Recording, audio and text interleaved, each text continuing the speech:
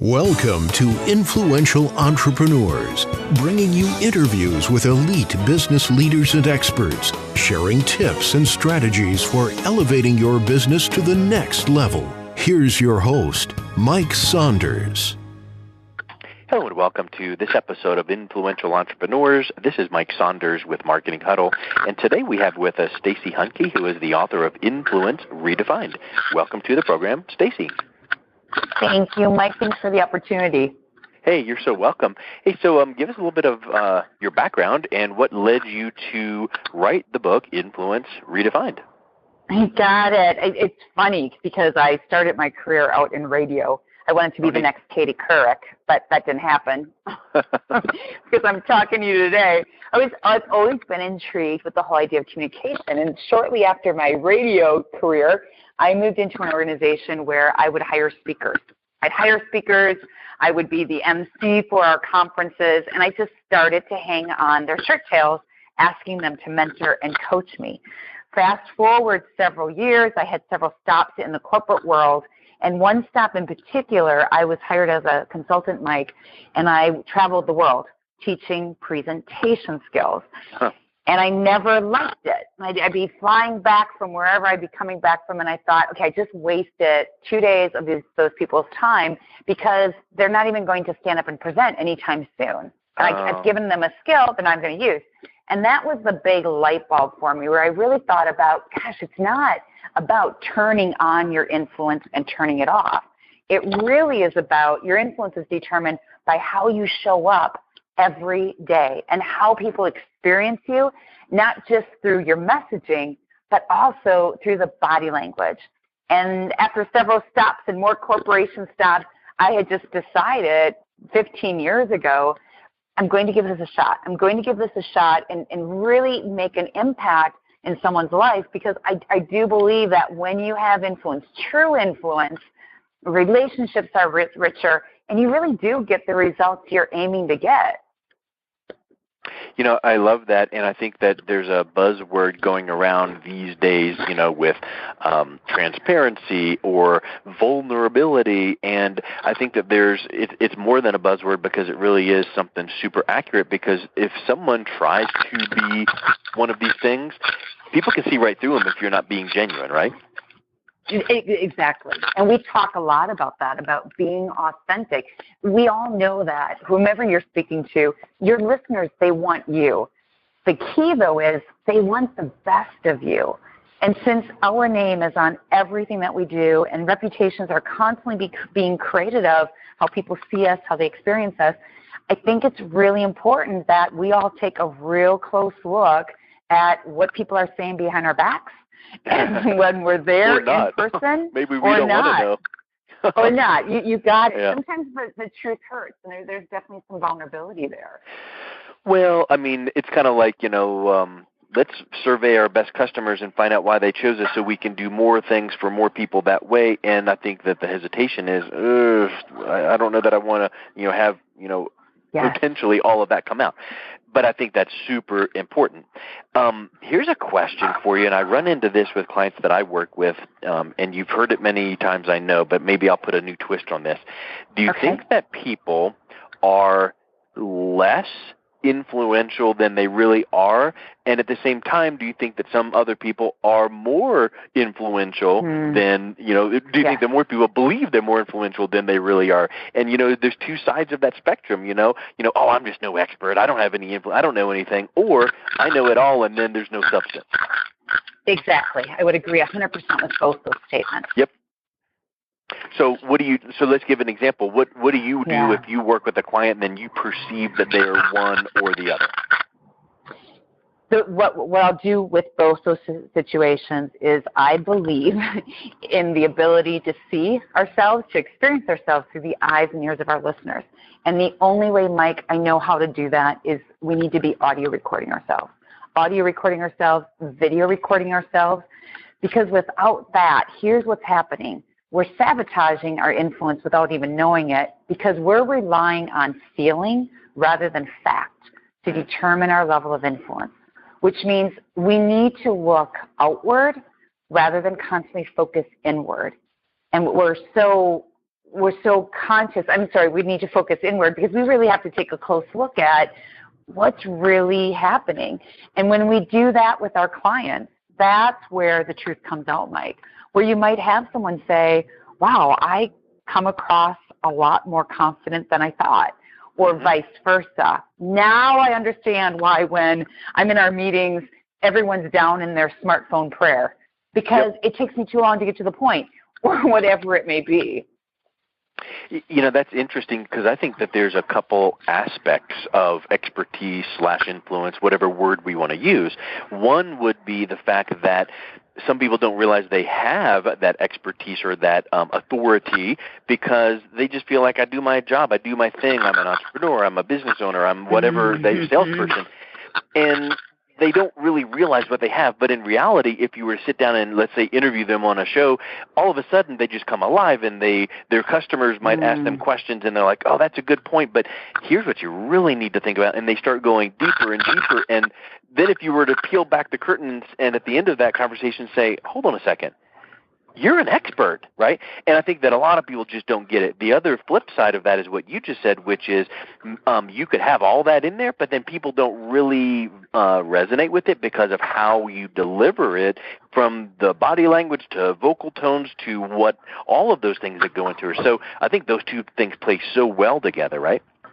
They do. They need to both be there too, right? And it's the awareness piece, and I have a model. I call it the influence model in the book, and one of the elements to the model, the very first element, is awareness. Because without awareness, we're making guesses. We just don't know what we don't know. And once you're aware, and I think this applies, Mike, to anything in our life, once you're aware, now you can start taking the actions that you want to take.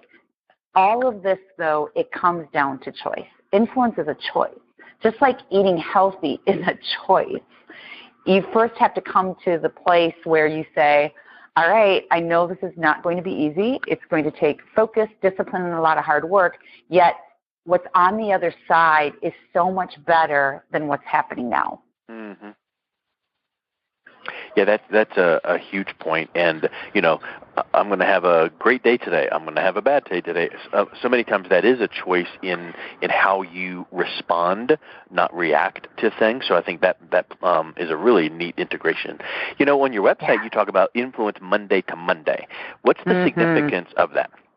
I love Monday Money. We have registered that a couple years ago. We're walking through client sites, and every client will say Monday to Monday. So I know it works because it's sticking. It is a sticky message. Here's why. How many times, just your experience, whether it's you see someone stand up and present or you are in a meeting with the facilitator and they turn it on and they turn it off. Or you don't know who's going to show up. You don't know who's going to show up on that call that day. You're not sure what kind of personality that same person is going to have the next day. To me, true influence, and to make sure that you're seen as confident, trustworthy, authentic, is how you show up needs to be consistent Monday to Monday. I'll give you an example. We use filler words. Like, you know, I can't be using those words on the weekend, the entire weekend. And then I have a presentation on Monday morning, and now I'm going to stop. And you see what happens, you're really going to affect that inconsistency. It's so similar to a golfer, a professional golfer. However they practice before the U.S. Open is going to determine a big determination of how they perform in that U.S. Open. And for us, practice makes perfect is a fallacy, right? Because it's perfect it is practice. A fallacy.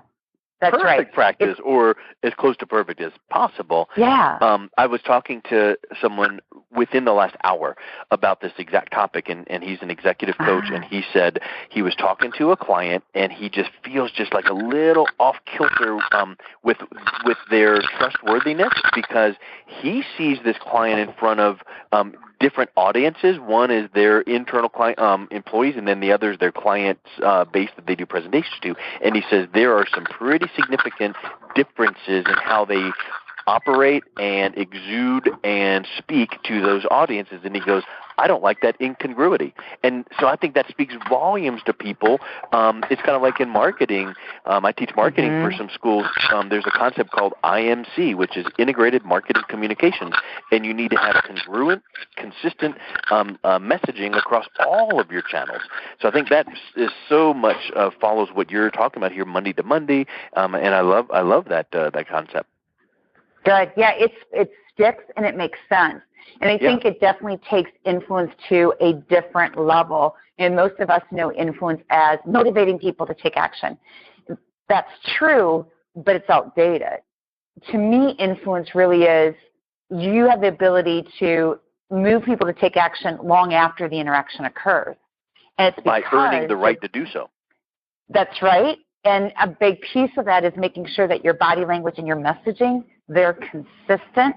Yeah. Every conversation, all mediums. Yeah. I think that people don't take all of that into consideration. They just think, I do what I do. We don't.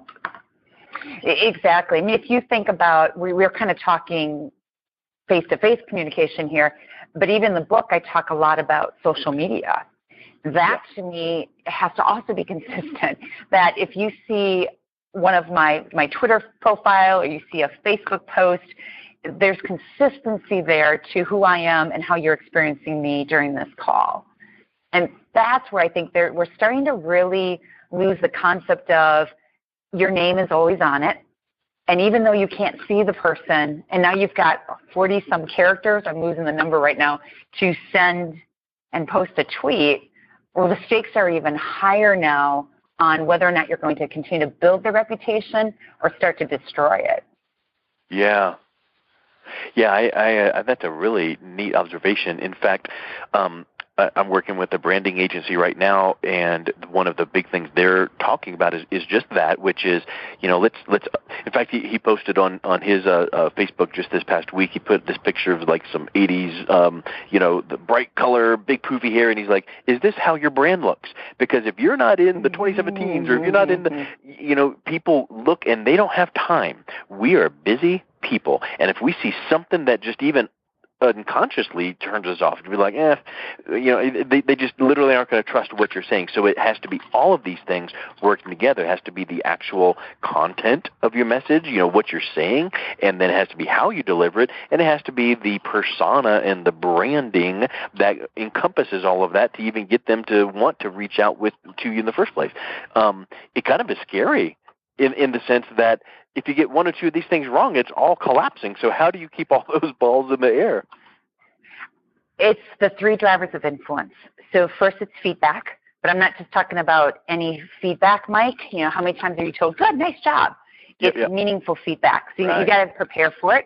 I'll give you an example. Before you and I got on this call, if I would have said to you, hey, Mike, I would love your feedback after our call. Here's what I'm working on. Would you listen for that? Here's how I want to come across. Right. Listen for that, right? And then we spend 5 minutes after and you give me feedback. So I want our listeners to imagine a triangle right now is what I'm referring to. Feedback is on the left arm side of that triangle. On the right side, this is the next step to keep it all straight, is deliberate practice.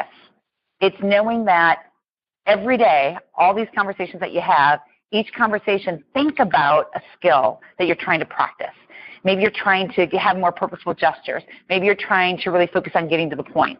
And finally, the base of the triangle is accountability. This is the tough part. I don't think any of us can enhance our influence on our own. We need someone to help hold us accountable. And you talk to that person, hey, this is how often I want you to check in with me, or me check in with you to give me some feedback. Here's what I want feedback on. Here's how specific I want it.